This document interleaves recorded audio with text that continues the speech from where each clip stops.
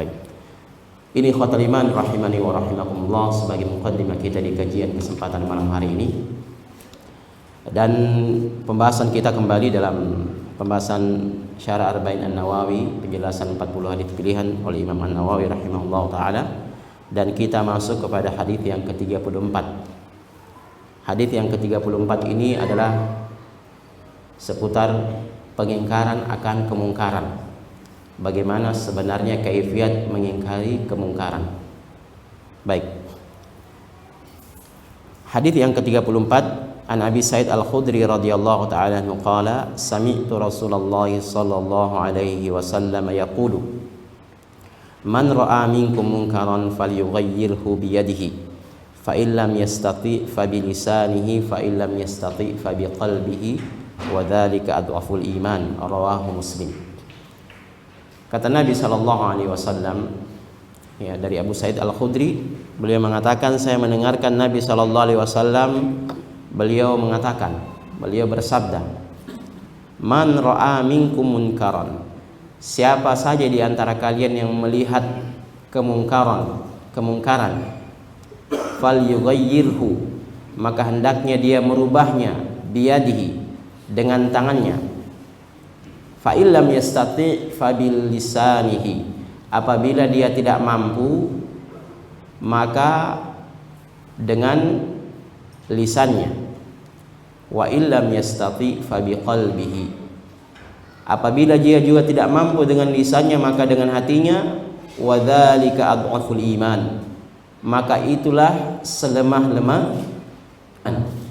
Hadis ini diriwayatkan oleh Imam Muslim, artinya hadis yang sahih. Baik, ikhwatal iman yang dirahmati dan dimuliakan oleh Allah, hadis ini merupakan kaidah yang agung di dalam agama kita karena berisi petunjuk ilahiyah yang disampaikan oleh Nabi sallallahu alaihi wasallam bagaimana cara kita mengingkari kemungkaran. Sebagaimana yang kita ketahui bahwa agama ini tegak dengan amar ma'ruf dan nahi mungkar. Agama ini tegak dengan amar ma'ruf, itu artinya perintah untuk mengerjakan yang ma'ruf, yang diperintahkan. Wa nahi mungkar, larang hal yang mungkar. Jadi agama ini tegak dengan amar ma'ruf dan nahi mungkar. Oleh karena itu ini senantiasa harus ditegakkan, ini harus senantiasa tegak. Karena dengan amar ma'ruf dan nahi mungkar ini akan menjaga syariat ini. Syariat ini datang untuk menjaga 5 perkara. Menjaga agama, menjaga darah, ya, menjaga nasab, menjaga harta, ya, dan juga menjaga akal. Maka dengan amar ma'ruf dan nahi mungkar ini merupakan wasilah terjaganya ini semua. Oleh karena itulah Allah Subhanahu wa taala menyematkan umat ini sebagai sebaik-baik umat.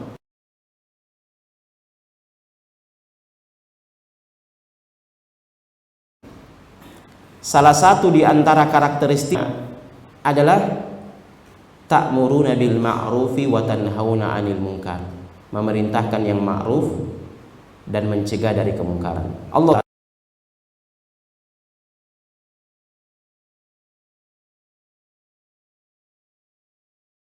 berfirman, kuntum khaira ummatin, kalian memerintahkan kepada yang ma'ruf dan mencegah dari yang mungkar, dan kalian beriman kepada Allah Subhanahu wa taala. Para ulama kemudian menyebutkan di dalam ayat ini Allah Subhanahu wa taala mengedepankan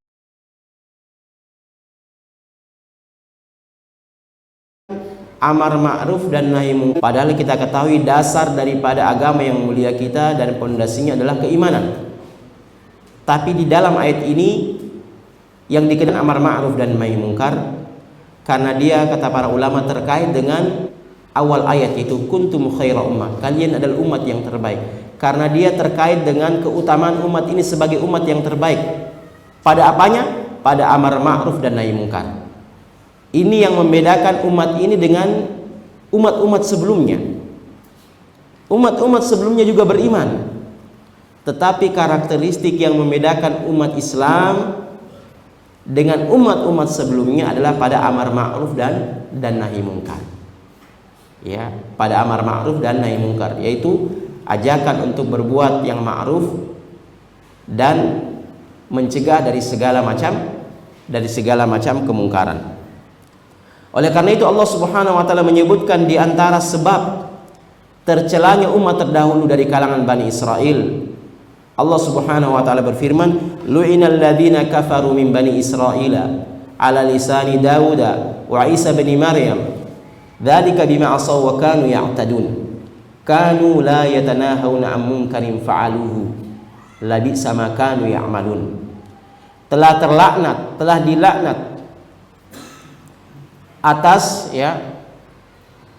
Bani Israel, orang-orang kafir dari kalangan Bani Israel di atas lisan Nabi Daud alaihissalam dan Nabi Isa alaihissalam. Dzalika bima asaw wa kanu ya'tadun. Hal itu dikarenakan kemaksiatan yang mereka lakukan dan adalah mereka melampaui batas. Kanu la yatanahawna 'an munkarin fa'aluhu labisa ma kanu ya'malun.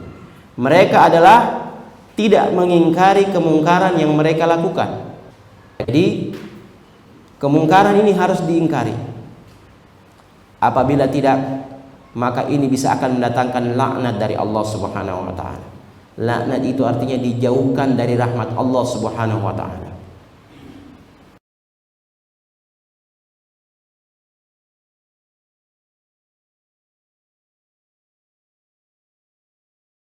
Bagaimana mungkin kita mengharapkan rahmat Allah Subhanahu wa taala?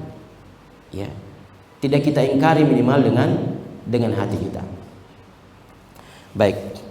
Dan mengingkari kemungkaran ini memiliki keutamaan yang sangat besar. Dalam sebuah hadis yang sahih, Nabi sallallahu alaihi wasallam beliau bersabda, "Mathalul qa'imi ala hududillahi wal waqi'i fiha kamathali qaumin istahammu ala safinatin." Perumpamaan orang-orang yang tegak di atas hukum Allah Subhanahu wa taala dan yang terjatuh dari hukum Allah Subhanahu wa taala, ya, adalah seperti suatu kaum yang mereka saling mengundi atas sebuah perahu atau sebuah kapal. Fa asaba ba'dahum a'la wa ba'dahum asfalaha. Maka sebagiannya itu mendapatkan tempat di yang atas, sebagiannya lagi mendapatkan tempat yang bawah.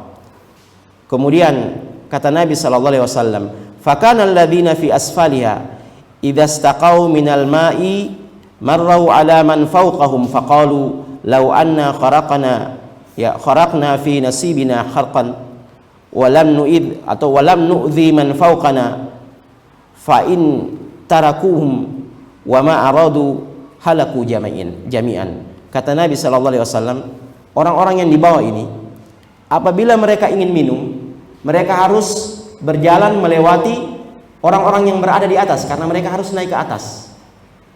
Maka kata Nabi sallallahu alaihi wasallam, maka mereka kemudian mengatakan orang-orang yang di bawah ini, kalau seandainya kita melubangi saja perahu ini di bagian kita supaya kita tidak perlu naik untuk mengganggu orang yang berada di atas kita. Jadi mereka berpikir seperti itu, daripada kita naik ke atas ambil air mengganggu orang-orang yang berada di atas karena kita harus melewati mereka, maka mengapa tidak kita lubangi saja di bagian bawah ini? Kata Nabi SAW, seandainya orang-orang yang di atas ini, orang-orang maksudnya semua, membiarkan orang-orang ini melakukannya apa yang mereka inginkan, maka mereka akan celaka semuanya akan celaka. Akan tetapi kata Nabi SAW, akan tetapi apabila mereka menghalangi perbuatan ini, maka mereka akan selamat dan selamat semua yang berada di kapal. Ingat, kita ini kaum muslimin, baik dalam skop yang terkecil dalam keluarga, masyarakat atau bernegara, bertingkat-tingkat skopnya, keadaannya seperti keadaan yang diceritakan oleh Nabi sallallahu alaihi wasallam ini. Taruhlah contoh di keluarga, kalau ada kemungkaran di dalamnya yang tidak kita ingkari, dan kita ridho, bisa jadi ini akan mencelakakan kita semua. Maka kemungkaran ini harus diingkari meskipun dia bertingkat-tingkat, nanti disebutkan tingkat. Sama juga dengan bermasyarakat, sama juga dengan bernegara demikian. Kita harus mengingkari meskipun dia memiliki cara-cara. Jangan ridho dengan kemungkaran, dengan kezaliman, jangan ridho. Ya, jangan mendukung kezaliman. Na'udzubillahi min dzalik. Kita berlindung kepada Allah meskipun dengan cara-cara. Karena untuk apa? Untuk menjaga kita dan menjaga kaum muslimin dan menjaga seluruh umat. Karena kalau kemungkaran sudah dibiarkan, kemungkaran sudah merajalela, maka pasti adab Allah Subhanahu wa taala akan turun. Allah Subhanahu wa taala berfirman, "Wa ma kana Allah liyu'adzibahum wa anta fihim, wa ma kunna mu'adzibina." Ya, "Wa ma kana Allahu mu'adzibahum wa hum yastaghfirun." Dan Allah Subhanahu wa taala tidak akan mengadab mereka sedangkan engkau berada di dalam. Artinya engkau ya Rasulullah, engkau Muhammad berada di dalam tengah-tengah mereka. Tidak mungkin Allah akan mengadab mereka. Dan Allah juga tidak akan mengadab mereka sementara di tengah-tengah mereka ada orang-orang yang senantiasa beristighfar Allah Subhanahu. Kita melihat dosa yang tersebar, hendaknya kita beristighfar, mengajak orang untuk kembali taubat kepada Allah Subhanahu wa taala. Kalau orang-orang sudah tidak bertaubat dari dosa mereka, sudah tidak ada yang saling mengingatkan, maka boleh jadi itu fitnah akan turun, yaitu musibah. Allah Subhanahu wa taala berfirman, "Fattaqu fitnatan la tusibanna alladziina dzalamu minkum khassah." Takutlah kalian kepada azab yang tidak hanya menimpa kepada zalim di tengah-tengah kalian saja, tapi bisa menimpa kepada siapa saja. Maka kita harus mengingatkan, ya, kita harus mengingatkan umat ini. Ini sebagai salah satu bentuk penjagaan kita. Salah satu bentuk penjagaan kita. Kita mengingatkan akan akidah-akidah rusak. Kita mengingatkan akan bahaya daripada komunis. Ini penting. Kenapa? Kalau ini dibiarkan, bukan hanya mereka yang rusak, negeri kita bisa rusak. Bayangkan saja yang disebutkan Nabi SAW tentang kapal ini. Antum bayangkan, ada orang yang membocorkan kapal, tidak ada yang mengingkari, akan tenggelam kapalnya. Negeri ini akan tenggelam karena kemaksiatan, ya, tenggelam akan kemaksiatan.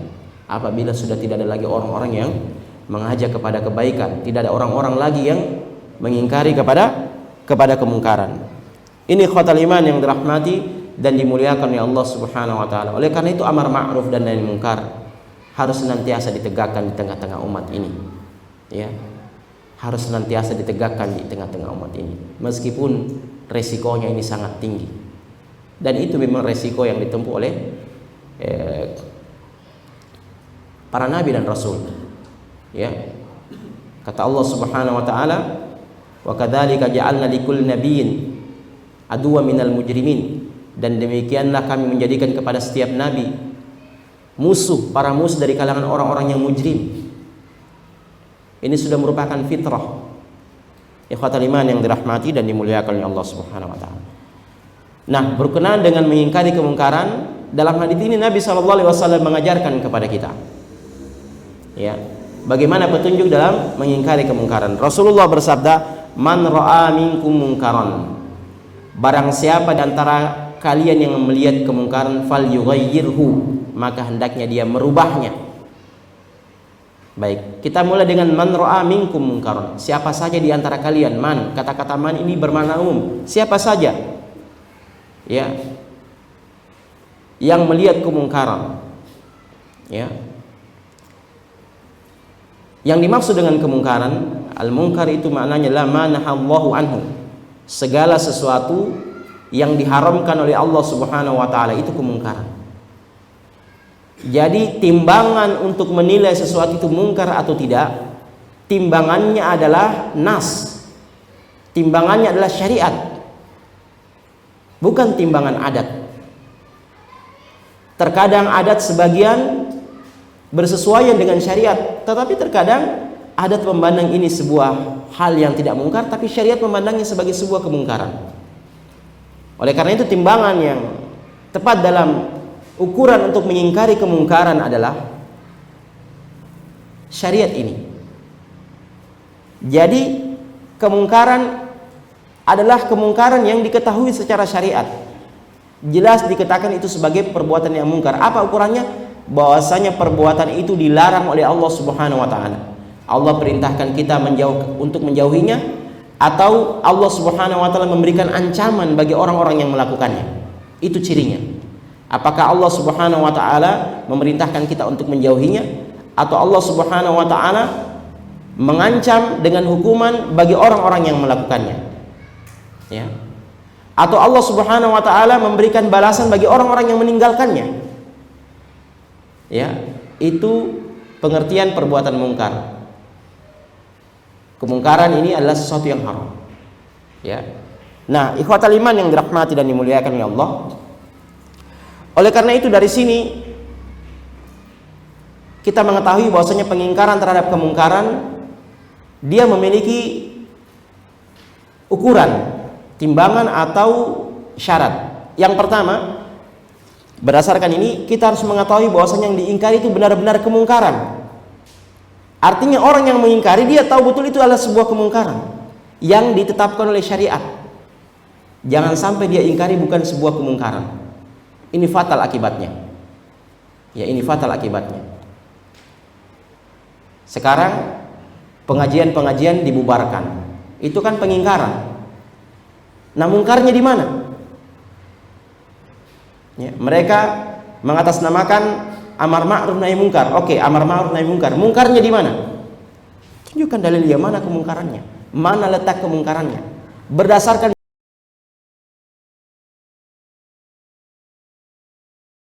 syariat, bukan berdasarkan timbangan akal mereka.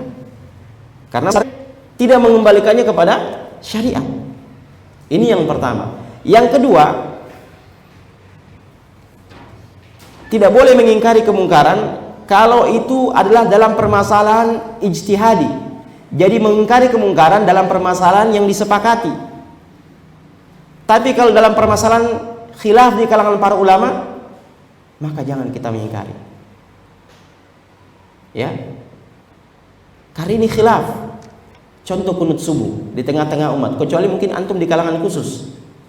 Tapi kalau di tengah-tengah masyarakat ini khilaf di kalangan para ulama. Khilaf yang mu'tabar. Imam besar yang berselisih ini, Imam Syafi'i, Imam Ahmad, yang kita tidak ragukan keilmuan mereka. Maka kata para ulama, jangan ingkari kemungkaran sebagaimana dikatakan oleh Syekh Ibnu Utsaimin rahimahullah, yang dia dalam permasalahan ijtihad. Ya, yang dia dalam permasalahan ijtihad. Oleh karena itu ikhwatal iman yang dirahmati dan dimuliakan oleh Allah, ini dibutuhkan pengetahuan yang dalam terhadap seseorang ketika dia akan mengingkari sebuah kemungkaran dalam amalan-amalan yang dia bukan merupakan amalan yang diketahui secara umum itu adalah sebuah kemungkaran.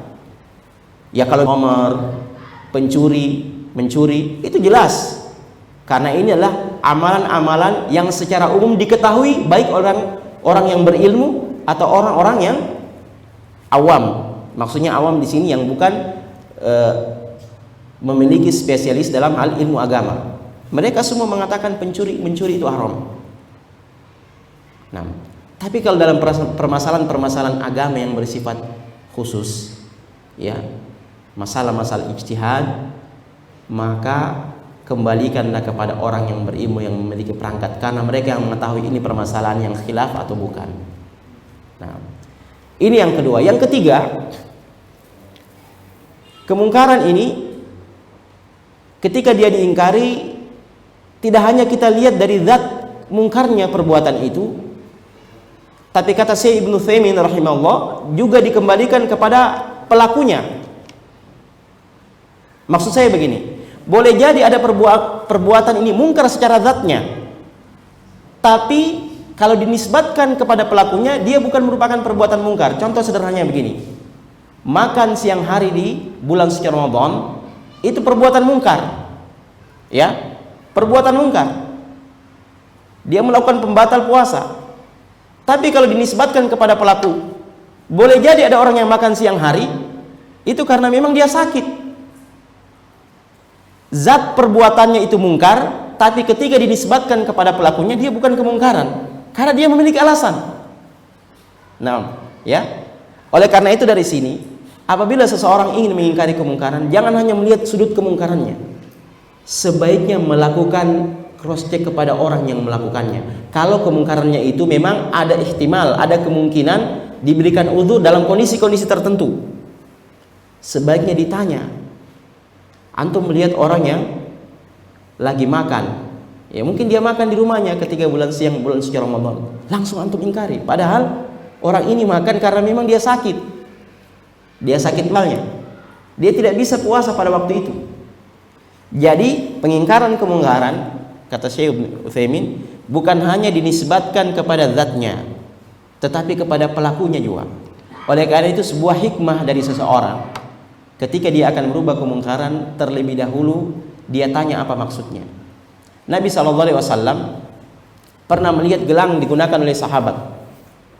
Rasulullah SAW terlebih dahulu bertanya, apa ini, untuk apa? Kata sahabat, untuk menolak bala, untuk penyakit. Kata Nabi, lepaskan, karena dia tidak akan menambah kepadamu kecuali kelemahan. Artinya lepaskan, karena itu bertawakal kepada selain Allah. Tetapi karena hukum asal gelang ini boleh digunakan, ya, dia boleh. Tapi kalau sudah diniatkan seperti itu baru tidak boleh. Nah, ini ikhwatal iman yang dirahmati dan dimuliakan oleh Allah Subhanahu wa taala. Ya, man ra'a minkum. Nah, kata-kata ra'a, barang siapa di antara kalian yang melihat.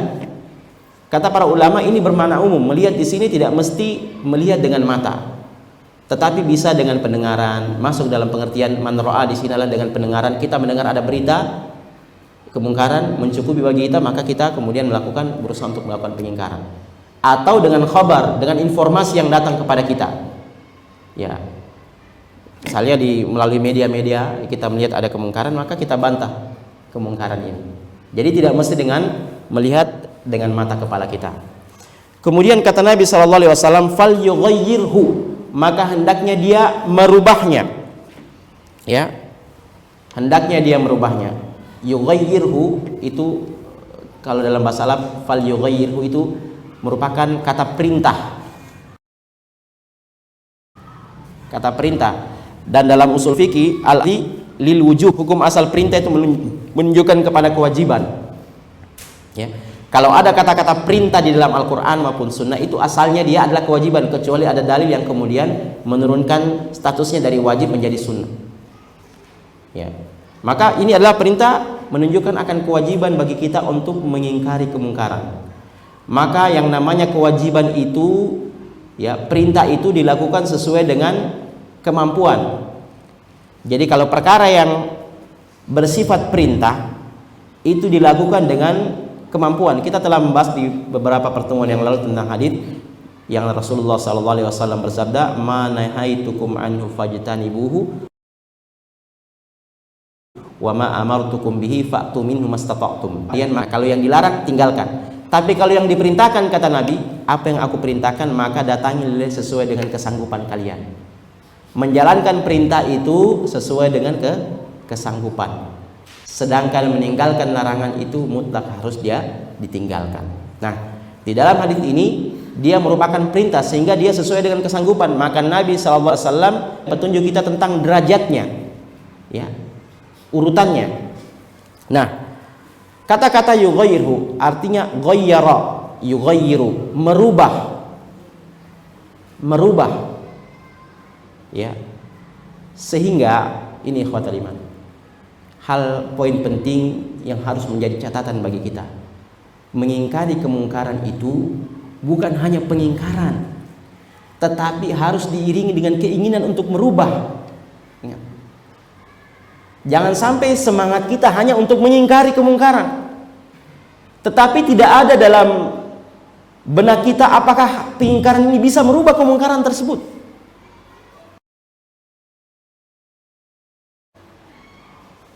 Nah, kita mengingkari misalnya ritual-ritual tertentu,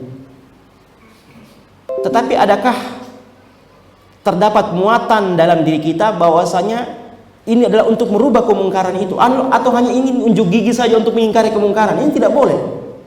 Kalau hanya sekedar unjuk gigi untuk mengingkari kemungkaran, tapi harus diikuti dengan keinginan untuk merubah kemungkaran tersebut.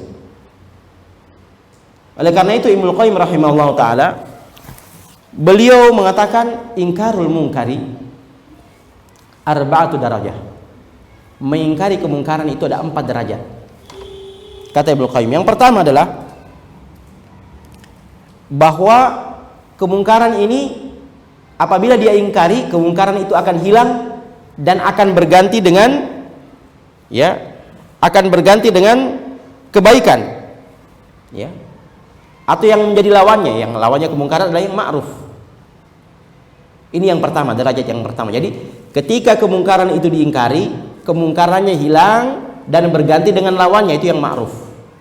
Tingkatan yang kedua, ketika kemungkaran itu diingkari, dia memang masih ada tetapi dia mengurangi kadar kemungkarannya.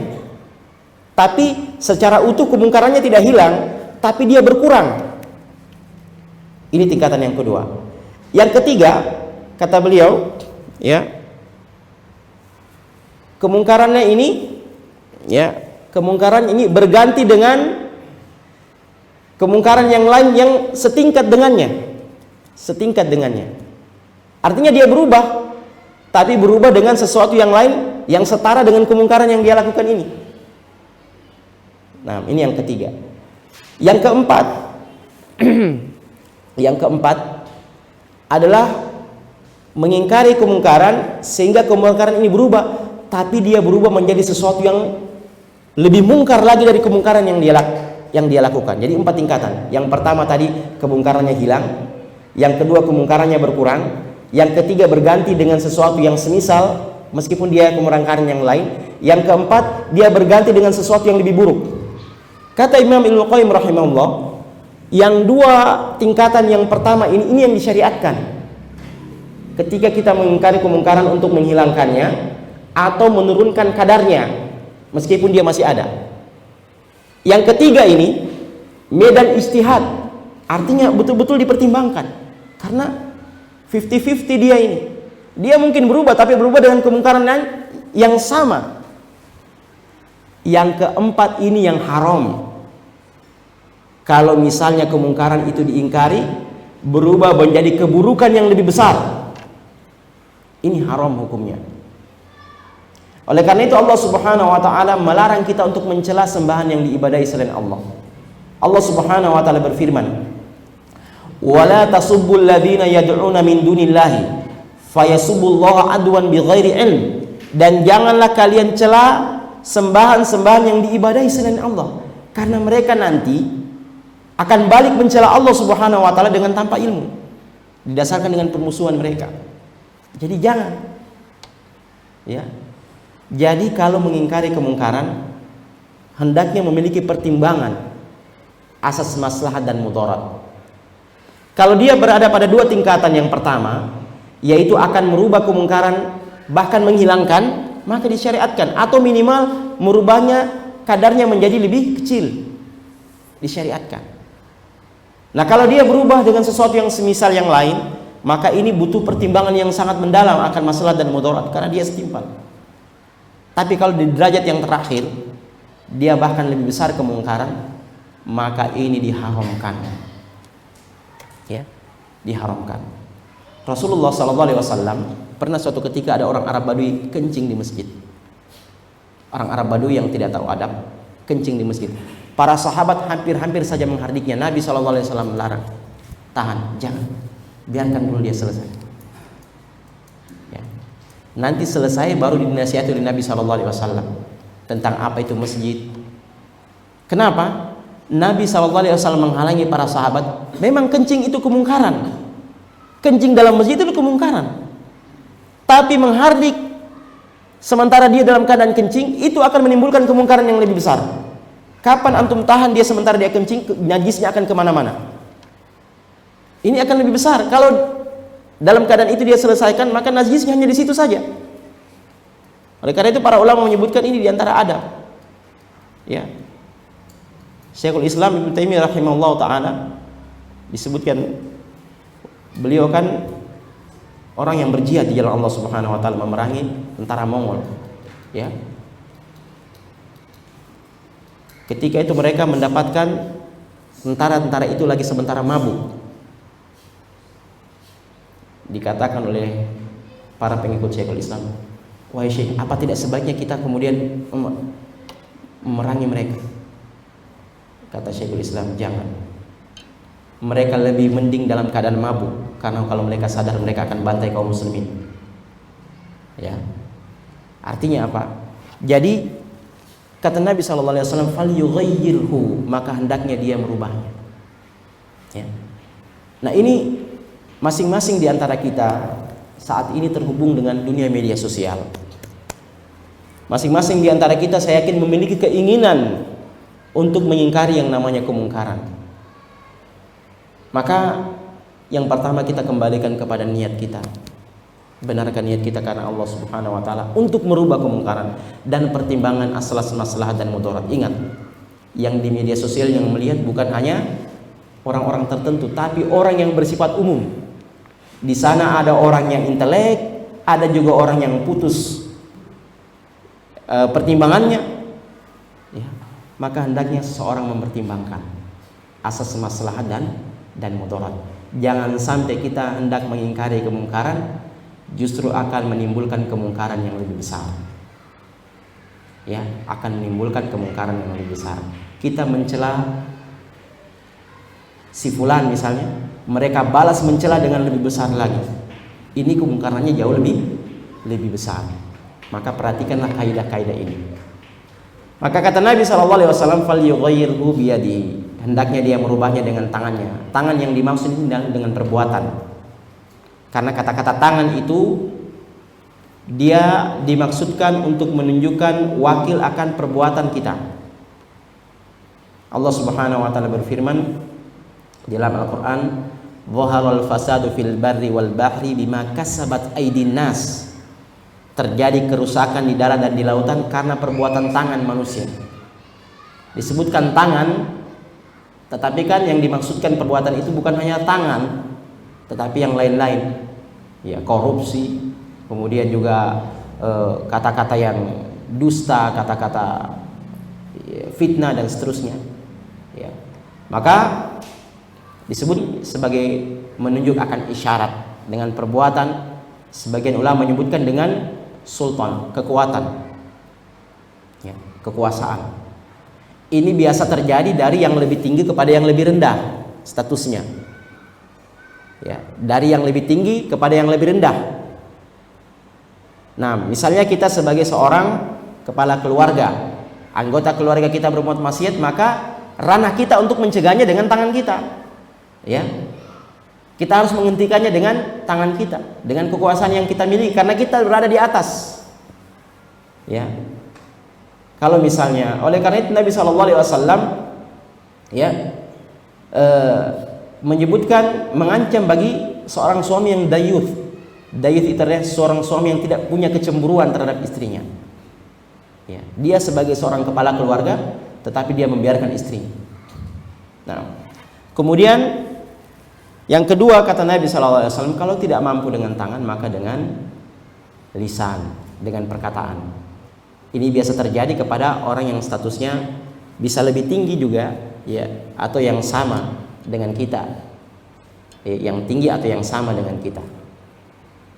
Nah, kemudian yang ketiga, ya, kata-kata lisan di sini bisa bermakna juga dengan tulisan. Ya, dalam kategori lisan, seperti kita menulis di Facebook misalnya, ya. Kalau kita ingin mengingkari satu orang, maka ingkarilah dengan cara jabri, jangan ingkari di umum, ya. Nah, kemudian selanjutnya, kalau tidak bisa dengan lisan, maka dengan hati, yaitu kita mengingkari dengan hati kita. Biasanya karena mungkin orangnya statusnya dikhawatirkan dia lebih tinggi, dia bisa menimbulkan kemungkaran yang lebih besar, atau akan terjadi fitnah, maka dengan hati kita minimal. Nah, ini yang susah. Kenapa? Susah bagi kita untuk mengontrol. Jangan kita pikir mengingkari dengan hati itu lebih mudah daripada mengingkari dengan lisan, dengan perbuatan. Kalau dengan lisan dan perbuatan itu jelas, kita kan jelas, lisan kita katakan jelas. Kalau hati siapa yang tahu? Jangan sampai sebentar kita ingkar, sebentar kita ridho. Ini kan sukar. Ya, maka hanya kita mohon pertolongan kepada Allah. Kata Nabi SAW, itu selemah-lemahnya iman, dengan hati. Karena Allah Subhanahu wa taala menjadikan petunjuk itu, kesempurnaan iman itu bukan hanya dengan mencintai keimanan. Allah Subhanahu wa taala berfirman, "Walakinnallaha habbaba ilaikumul iman wa zayyanahu fi qulubikum wa karraha ilaikumul kufra wal fusuqa wal isyan ulaika humur rasyidun." Akan tetapi Allah yang menjadikan kalian itu cinta kepada keimanan dan menjadikan iman itu indah di dalam hati kalian, dan Allah menjadikan kalian itu benci kepada kekufuran, kefasikan dan kemaksiatan. Mereka itulah orang-orang yang mendapatkan petunjuk. Jadi dasar keimanan seseorang bukan hanya kecintaannya kepada keimanan, tapi dasarnya juga dia benci kepada kekufuran yang paling utama, kemudian kefasikan dan kemaksiatan ini dalam dirinya. Ulaika humur rasyidun, kata Allah Subhanahu wa taala. Mereka itulah orang-orang yang mendapatkan petunjuk. Maka membenci dengan kemungkaran minimal dengan hati merupakan salah satu sebab Allah memberikan hidayah kepada kita. Berarti kalau kita tidak ingkari kemungkaran minimal dengan hati kita, itu bisa jadi menghalangi petunjuk Allah Subhanahu wa taala yang akan datang kepada kita. Maka ini ikhwatal iman yang dirahmati dan dimuliakan oleh Allah Subhanahu wa taala. Oleh karena itu, dalam perkara mengingkari kemungkaran ini, maka penting bagi kiranya kita adalah untuk mempertimbangkan asas maslahat dan mudarat. Ya, asas maslahat dan mudarat. Tetapi kalau kemungkarannya adalah sesuatu yang jelas, ya, dan ini disepakati, maka kita ingkari, tetapi dikembalikan lagi kepada asas maslahat dan mudarat pada 4 tingkatan yang disebutkan oleh Ibnu Qayyim tadi. Kalau dia bisa menghilangkan atau minimal merubahnya menjadi hal yang lebih kecil, maka ini dilakukan, disyariatkan. Tapi kalau dia bisa menimbulkan keburukan yang lebih besar, maka jangan dilakukan. Ya, oleh karena itu mengingkari kemungkaran adalah untuk merubahnya, bukan hanya sekedar pengingkarannya saja, tetapi tujuannya adalah untuk merubahnya. Ya, tujuannya. Jangan sampai ini luput dari pertimbangan kita ketika kita akan mengingkari kemungkaran. Kan sekarang banyak kita bikin status-status misalnya mengingkari kemungkaran. Oh, ini haram.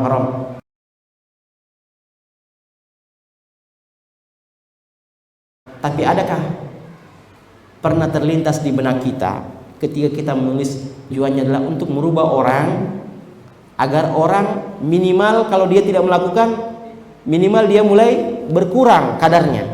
Ada enggak? Kalau ada, walhamdulillah. Apabila juga itu ada, apakah kita sudah mempertimbangkan ini akan diterima oleh semua orang atau ada orang-orang tertentu yang tidak bisa menerima? Maka pertimbangkanlah hal ini.